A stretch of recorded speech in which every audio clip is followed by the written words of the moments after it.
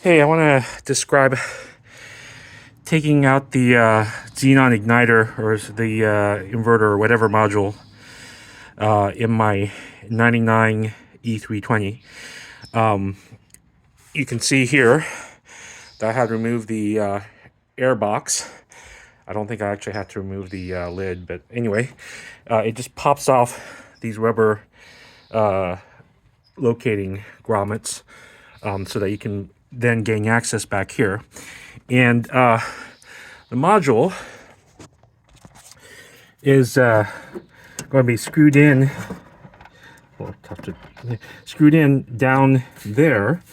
And so what's going to happen is there's a bracket that holds the module, and it's got these little fingers. And so if you release the screw, then the whole thing slides out this way, and you can pull it out. And the way to do that, I just took a Phillips bit and got it into the screw head with my finger, and with a little bit exposed, I got an adjustable wrench, sized it down to grab the bit and turned it just to break it loose.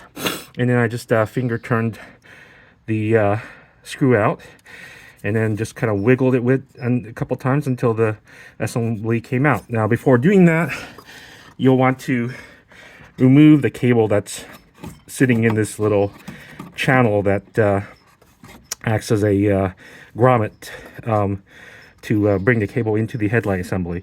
And then also here, I've removed my bulb. That's the first thing to do, is to actually swap the bulb from left and the right to see if the problem follows the bulb.